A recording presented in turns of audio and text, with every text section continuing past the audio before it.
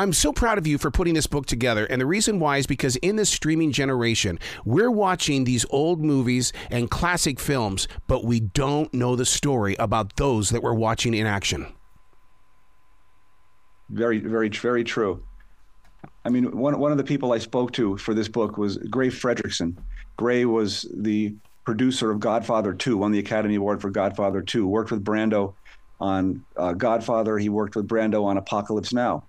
And Gray had retired to Oklahoma City, where he started a film program at the local college and became the lecturer there and got the kids working in film. And I said, what is it like? What was it like when you tell these kids that you worked with Marlon Brando and knew Marlon Brando? It's like they've never heard of him. Oh, no. He said, maybe a third of them knew of The Godfather. And that's where we're at. If anything before the beginning of this century seems to be, ancient history to kids. Man. See, I'm that freak that'll get home and make sure that I'm watching old episodes of Johnny Carson because I want to see someone like a Marlon Brando on there when they were a young person. And then you sit there and you just love the idea of what they became. Yeah, exactly. Wow. And you see what Brando became. He revolutionized much more than acting. That was what the book was all about. When the movie Missouri Breaks was being filmed in Montana, I lived in Billings, and his trailer was at the War Bonnet Inn over there by the highway I-90. And I'll tell you what, he brought even without even seeing him, it just brought so much energy to that moment. Oh, I can imagine. And he brought so much, weird energy to that film, which was showed up in drag for no talk about that. Was being a rebel his greatest role?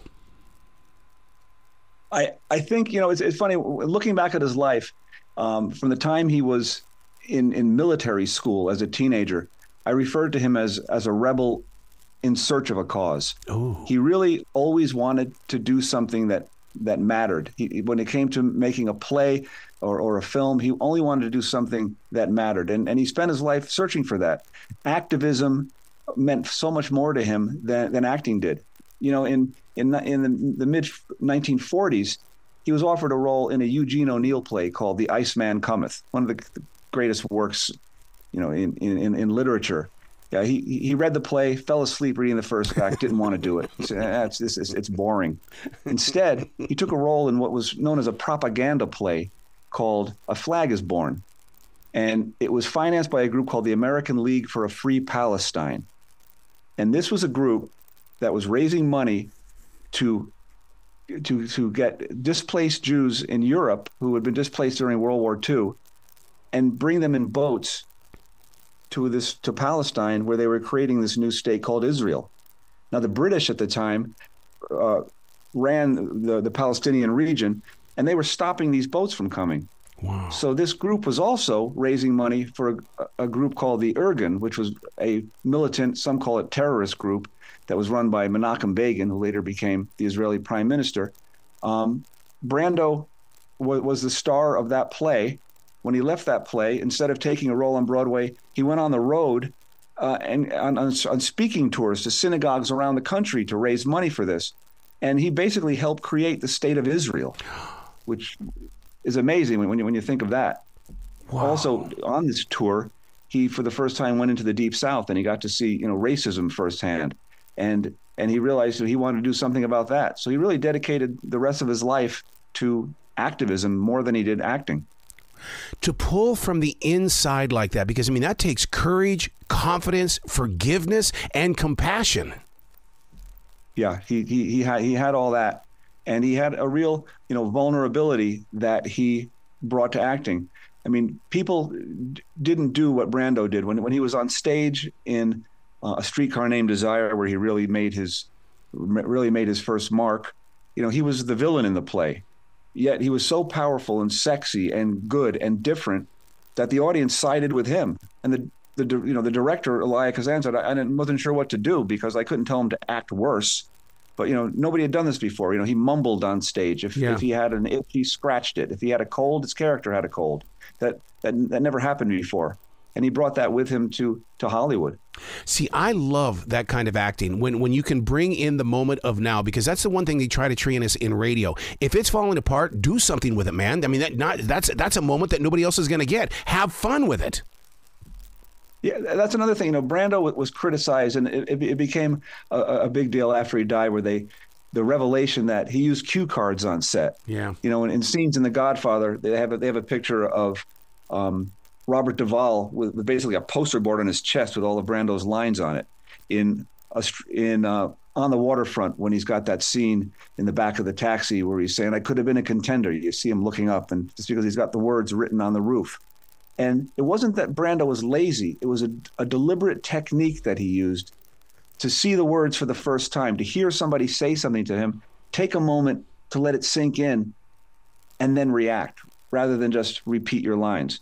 People that I spoke to for the book, so, some film experts, compare Brando to Bob Dylan. When Bob Dylan came on board on the pop scene, pop music changed. Before him, you could be a Frank Sinatra, you could be a Doris Day and sing someone else's songs. Everybody sang the same songs. After Dylan, with few exceptions, you had to sing your own song and do it your own way. And that's what Brando brought to acting. Oh, my God.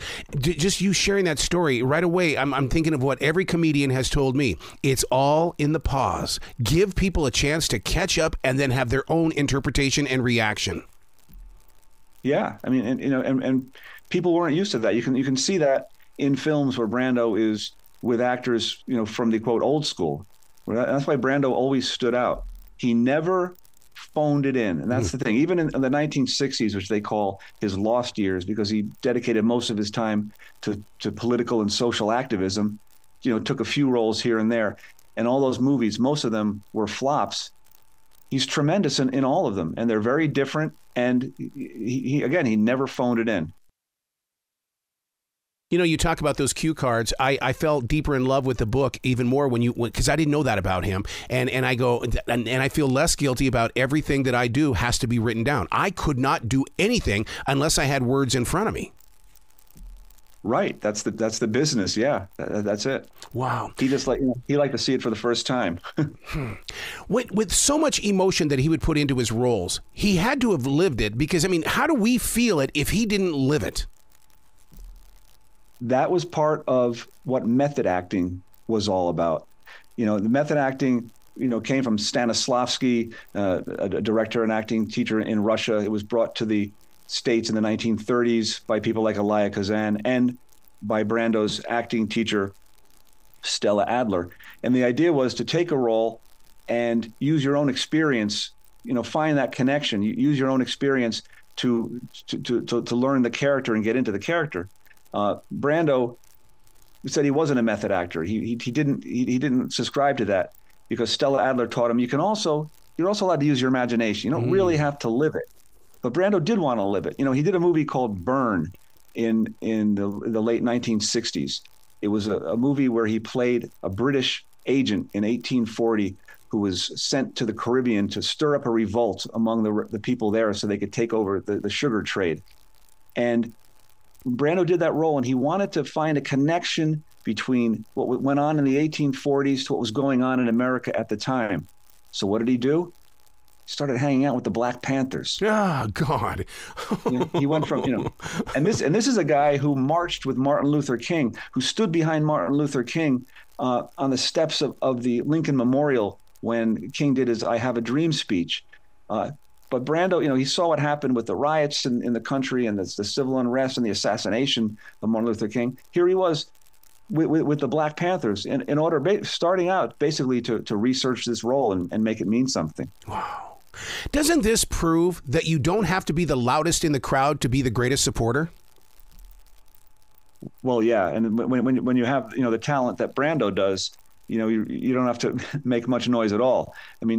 The other interesting thing about Brando, again, is how little acting meant to him. I think it came so easy. He figured everybody acts. We're all actors. We act all the time. We lie all the time. As a matter of fact, I believe that's what he called his. He gave an acting class at the end, and it was something about lying, because that's what he felt acting was.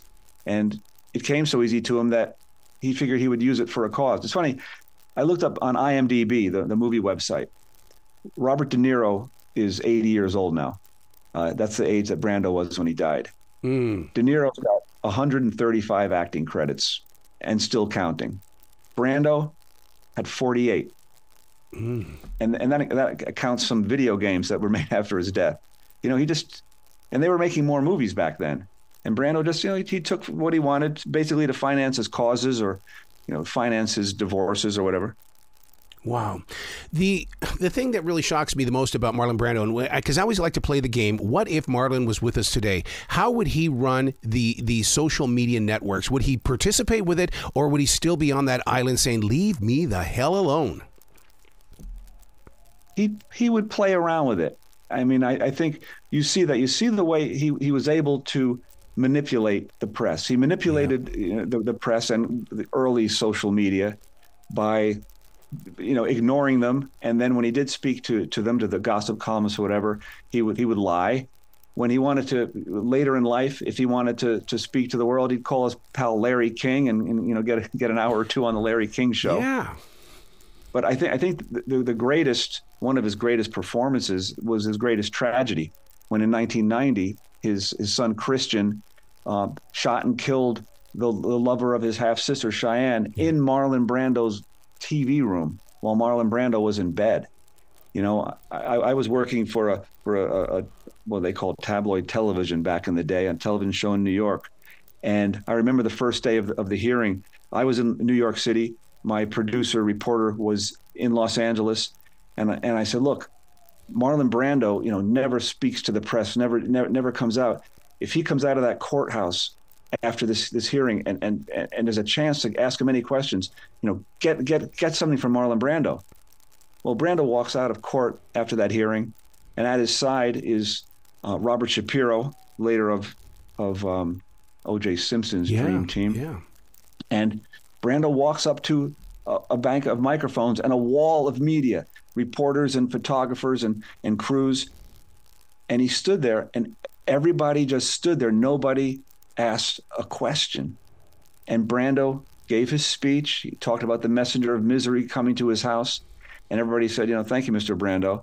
And I'm watching this on a feed, and I'm like, you had the great white whale literally in front of you. You didn't throw a single harpoon. And, wrote out a list of questions that if he ever comes back, ask these questions about him and Christian and his life, etc. Well, Brando came back every day after court, and he spoke to the press, and he manipulated the press.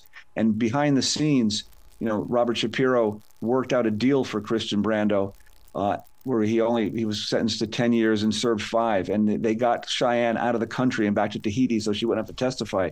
And there was Brando, working the press, working the media. Wow. And I think he'd have, great fun with it today. Burt, I can't tell you how much I can relate with what you just shared. I'm a broadcast instructor, and that is every bit the reason why I will put them on the spot and ask a question and they go, why do you always do that? Because you're going to be put in a position such as this thing with Marlon Brando, and you're not going to be able to speak. You've got to have the courage to say something no matter what's going on. Yeah. And that's what he did. Another thing with Brando was, compare him to Bob Dylan, you can also compare him to John Lennon. Oh, my goodness. Because, but Brando was the first. He was the celebrity who took his power as a celebrity and used it for a cause. The first time he showed up as a, quote, activist was outside San Quentin prison at the execution of Carol Chessman, who was the most famous death row inmate in America. He'd been on death row for about 8 years. He'd had 8 commutations of his sentence. He'd written books. He was on the cover of Time magazine. And at this latest execution date, the crowds were outside. There were Quakers and Berkeley activists. In the middle of it is Marlon Brando in his suit, standing there all night with the crowd, speaking to the crowd later. And he was humiliated for it. The gossip columnists at the time said, oh, he's doing it for the publicity. He's doing it because he wants to make a movie, and what a fool. And like John Lennon, he wasn't worried about making himself look foolish on behalf of the causes that he believed in. Sending Sacheen Littlefeather to the stage to reject his Oscar for The Godfather, things like that. Brando took his celebrity and tried to use it for something good. Wow. Am I wrong to say that I believe that Brando allowed his energy to blossom inside of Johnny Depp? It's funny when I look at the actors today who want to be new, who are looked at as new Brandos. Depp was the one who stood out to me. They were friends. Depp didn't just worship Brando. He loved the guy. They were in Don Juan DeMarco together. Yes. They were really good in that. Depp directed Brando in 2 films. I don't know if those films were ever officially released. But Depp also did the same thing with his role. He took roles that the leading man, the Hollywood leading man wouldn't normally take. Pansexual roles, Ed Wood, Willy Wonka, roles like that. Even in The Lone Ranger and Tonto, he played strange roles, and that's the kind of thing that Brando did. Yeah. And in his personal life, unfortunately, that echoed Brando as well. Everybody remembers Brando, or maybe some people do, wedging himself into the witness box to speak at Christian Brando's hearing, a sentencing hearing. And there was Brando with his little ponytail, yes, speaking very softly about what a terrible father he was. Wow. You go back to Johnny Depp at his divorce trial, which was, again, televised and streamed everywhere. And he's talking about his relationship with Amber Heard. And I was on the phone at the time with Gray Fredrickson, the producer of Godfather 2 and Apocalypse Now. And he says, "You watching Johnny Depp on TV? He's doing a Brando." Yes. He's doing a Brando. Yeah. And he was doing a Brando, all right. Burt, you got to come back to this show anytime in the future. 20 minutes is not enough with you, dude. Oh, well, I've got another book coming out in October, so have me back. I would love to. Will you be brilliant this weekend, okay? Thanks, you too. Have a great one.